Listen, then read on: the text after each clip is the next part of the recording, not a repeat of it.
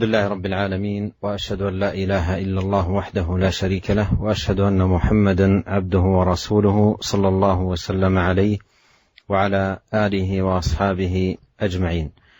أما بعد، أيها الإخوة المستمعون الكرام، نحن في باب وجوب الانقياد لحكم الله تعالى وما يقوله من دعي إلى ذلك وأمر بمعروف أو نهي عن منكر، وهو باب عظيم له مكانته وأهميته، لأن الواجب على المسلم أن يكون دائما وأبدا منقادا لأمر الله، وهذا هو الإسلام الاستسلام لله والانقياد لحكمه سبحانه وتعالى، والامتثال لأمره والانتهاء عن نهيه.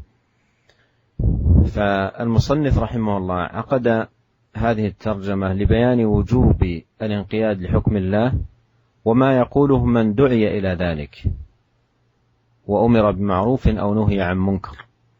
من دعي إلى حكم الله عز وجل ما الذي عليه أن يقول، وكذلك من يدعى إلى معروف أو ينهى عن منكر، وأن الواجب في هذا المقام السمع والطاعة، أن يقول سمعنا وأطعنا. هذا الذي يقوله من دعي إلى ذلك. من دعي إلى حكم الله لا يجوز له أن يختار غير السمع والطاعة، بل يكون سامعا مطيعا. أما أن يسمع ولا يطيع، أو أنه لا يحرص على فهم ما يدعى إليه، أو أنه يحاول التفلت من أحكام الله تبارك وتعالى، فكل ذلك ليس من شأن المسلم ولا طريقة. وقد أورد رحمه الله أولا آيات من القرآن كما هي عادته، فأورد قول الله تعالى: فلا وربك لا يؤمنون حتى يحكموك فيما شجر بينهم ثم لا يجدوا في أنفسهم حرجا مما قضيت ويسلموا تسليما. وهذه الآية واضحة في الدلالة على الترجمة، حيث نفي الإيمان عمن لم يحكم النبي عليه الصلاة والسلام، وأن الواجب تحكيمه، وألا يجد محكمه في نفسه حرجا مما قضاه النبي عليه الصلاة والسلام، وأن يسلم تسليما أي تاما بدون تردد أو تمنع أو نحو ذلك. وأورد قول الله تعالى: إنما كان قول المؤمنين إذا دعوا إلى الله ورسوله ليحكم بينهم أن يقولوا سمعنا وأطعنا وأولئك هم المفلحون. وهذا فيه الشاهد للشق الثاني من الترجمة، لأن الترجمة لها شقان، فهذا له شاهد للشق الثاني من الترجمة، وهو ما يقوله من دعي إلى ذلك. قال أن يقولوا سمعنا وأطعنا. وهكذا ينبغي أن يكون المؤمن مع أوامر الله، يسمع أي سماع فهم ودراية، وأطعنا أي ينقاد ويمتثل لما سمعه وفهمه. فقوله سمعنا وأطعنا فيها جمع بين العلم والعمل، فيها جمع بين العلم والعمل، العلم في قوله سمعنا والعمل في قوله وأطعنا. قال: وفيه من الأحاديث حديث أبي هريرة المذكور في أول الباب قبله، أي باب الأمر بالمحافظة على السنة، وغيره من الأحاديث فيه أي في الباب السابق، وقد مرت معنا هذه الأحاديث والكلام عن معانيها قريبا. Bismillahirrahmanirrahim. Alhamdulillah, segala puji dan syukur kita panjatkan kehadirat Allah Subhanahu wa taala atas segala limpahan karunia yang Allah berikan kepada kita. Kita bersaksi bahwasanya tidak ada sembahan yang berhak untuk diserahkan ibadah dan ketundukan kecuali Allah Subhanahu wa taala. Dan kita bersaksi bahwasanya Rasulullah sallallahu alaihi wasallam Muhammad adalah hamba Allah dan utusannya. Semoga salawat dan salam senantiasa tercurahkan kepada beliau dan juga kepada keluarga beliau serta seluruh sahabat beliau tanpa terkecuali. Para pendengar yang dirahmati oleh Allah Subhanahu wa taala, kita telah sampai pada bab wujubul inqiyad li hukmillahi ta'ala. Wajibnya untuk tunduk terhadap hukum Allah Subhanahu wa taala. Wa ma yaquluhu man du'iya ila dzalika wa umira bima'rufin aw nuhiya 'an munkar. Dan apa yang harusnya diucapkan oleh seseorang yang diseru kepada hukum Allah dan disuruh untuk mengerjakan amar ma'ruf atau dilarang dari kemungkaran. Apa yang harus dia ucapkan? Bab ini merupakan bab yang penting dan urgen, ya.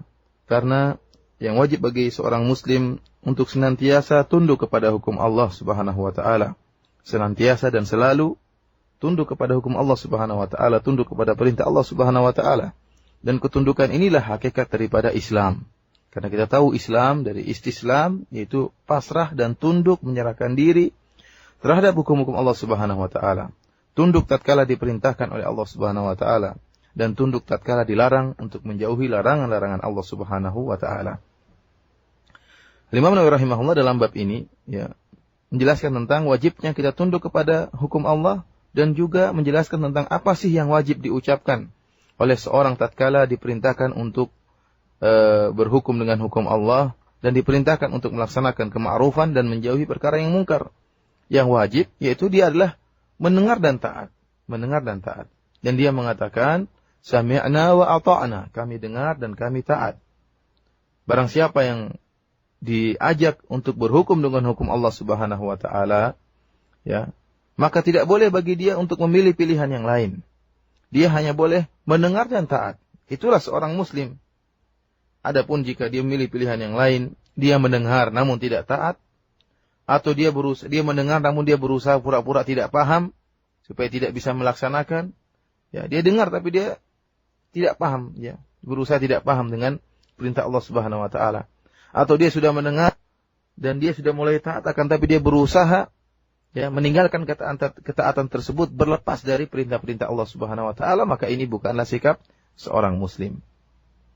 Al-Imam Nawawi rahimahullah sebagaimana kebiasaan beliau dalam setiap bab, beliau membawakan pertama kali ayat-ayat dari Al-Quran, kemudian baru membawakan hadis-hadis Rasulullah sallallahu alaihi wasallam.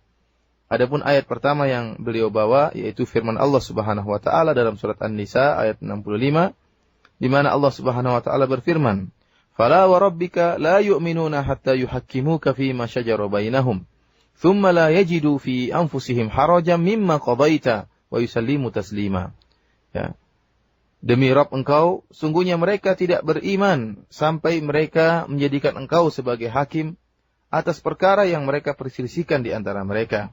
Kemudian mereka tidak mendapati dalam diri mereka keberatan terhadap apa yang engkau putuskan. Dan mereka menerima dengan penuh penerimaan terhadap keputusanmu. Para pendengar yang dirahmati oleh Allah Subhanahu wa taala, ayat ini sangat jelas, sangat wadihah, ya, menjelaskan tentang judul bab yang sedang kita bahas kali ini. Karena Imam Nawawi rahimahullah mengatakan wujubul inqiyad li hukmillah, wajib bagi untuk taat dan tunduk kepada hukum Allah Subhanahu wa taala. Dalam ayat ini Allah Subhanahu wa taala menafikan keimanan. Kata Allah, "Fala wa rabbika la yu'minun." Demi Rabbmu, sungguhnya mereka tidak beriman kepada Allah Subhanahu wa taala. Hatta yuhakkimuka, sampai mereka menjadikan engkau sebagai hakim. Oleh karenanya barang siapa yang tidak menjadikan Rasulullah sallallahu alaihi wasallam sebagai hakim, maka dinafikan imannya dalam ayat ini. Makanya wajib bagi setiap muslim untuk menjadikan Rasulullah sallallahu alaihi wasallam sebagai hakim, berhukum dengan hukum Allah dan hukum Rasulullah sallallahu alaihi wasallam.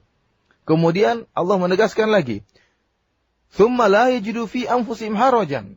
Setelah mereka menjadikan Rasulullah sallallahu alaihi wasallam sebagai hakim, mereka tidak menemukan rasa berat sedikit pun dalam hati mereka atas keputusan Rasulullah sallallahu alaihi wasallam. Ya, ini persyaratan yang kedua. Jadi menjadikan Nabi sebagai hakim. Yang kedua, tidak mendapatkan keberatan dalam hatinya. Kemudian Allah menekankan lagi dengan syarat yang berikutnya. Kata Allah Subhanahu wa taala, "Wa yusallimu taslima." Dan mereka benar-benar menerima keputusan Nabi sallallahu alaihi wasallam dengan sempurna, ya. Tidak ada keraguan sedikit pun dan tidak ada penolakan sedikit pun. Ini menunjukkan seorang harus tunduk kepada hukum yang ditetapkan oleh Rasulullah sallallahu alaihi wasallam, dan hukum Rasulullah sallallahu alaihi wasallam adalah hukum Allah Subhanahu wa taala. Kemudian Al-Imam Nawawi rahimahullah membawakan ayat berikutnya dalam surat An-Nur ayat 51, di mana Allah Subhanahu wa taala berfirman, Innama kana qaulul mu'minina idza du'u ila Allah wa rasulihi liyahkuma bainahum ay yaqulu sami'na wa ata'na wa ulaika humul muflihun. Kata Allah Subhanahu wa taala, hanyalah perkataan orang-orang yang beriman tatkala mereka diseru kepada Allah dan Rasul-Nya untuk berhukum di antara mereka, maka mereka berkata sami'na wa ata'na wa ulaika humul muflihun, dan mereka lah orang-orang yang beruntung. Ayat ini ya menjelaskan tentang bagian kedua dari judul bab yang sedang kita bahas. Karena judul bab yang sedang kita bahas adalah yang diletakkan oleh Imam Nawawi adalah wajibnya tunduk kepada hukum Allah Subhanahu wa taala, dan yang kedua yaitu apa sih yang harus diucapkan oleh seorang tatkala diseru kepada perintah Allah Subhanahu wa taala. Jawabannya seorang mukmin harus mengatakan sami'na wa ata'na. Kami dengar dan kami taat. Oleh karenanya Allah Subhanahu wa taala dalam ayat ini mengatakan innama kana qaulal mu'minin idza du'u ila Allahi wa rasulihi liyahkum bainahum ay yaqulu sami'na wa ata'na. Hanyalah perkataan orang yang beriman tatkala diperintahkan kepada Allah, kepada hukum Allah dan kepada hukum Rasulullah sallallahu alaihi wasallam, menjadikan Allah sebagai hakim, menjadikan Rasulullah SAW sebagai hakim, maka mereka berkata sami'na wa ata'na, kami dengar dan kami taat. Inilah yang harus dilakukan oleh seorang mukmin tatkala dihadapkan kepada perintah-perintah Allah Subhanahu wa taala. Dia wajib mengucapkan sami'na wa ata'na. Dia mendengar dengan berusaha memahami, ya, mendengar perintah Allah, mendengarkan perintah Rasulullah SAW dengan pendengaran orang yang paham. Ya, berusaha memahami apa perintah Allah, perintah Rasulullah SAW, agar kemudian dia bisa yanqad, dia bisa tunduk kepada perintah Allah dan perintah Rasulnya. Oleh karenanya perkataan seorang mukmin sami'na wa ata'na, kami dengar dan kami taat, itu menggabungkan antara ilmu dan amal. Sami'na yaitu kami berilmu, kami dengar dengan paham. Berarti mengilmui perintah Allah dan perintah Rasulullah.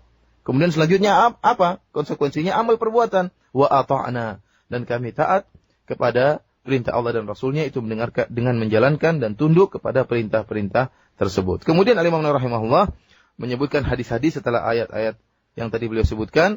Kata Al-Imam Nawawi rahimahullah, dan dalam bab ini termasuk hadis-hadis yang telah lewat dalam bab sebelumnya, dari hadis yang diriwayatkan oleh sahabat Abu Hurairah radhiyallahu taala anhu di awal bab yang sebelumnya, itu bab tentang menjaga al-muhafadzah, menjaga terhadap sunnah, menjaga sunnah Nabi sallallahu alaihi wasallam dan adab-adab terhadap sunnah Nabi sallallahu alaihi wasallam. Dan pada pertemuan-pertemuan yang lalu kita telah menjelaskan kandungan dari hadis-hadis Abu Hurairah tersebut.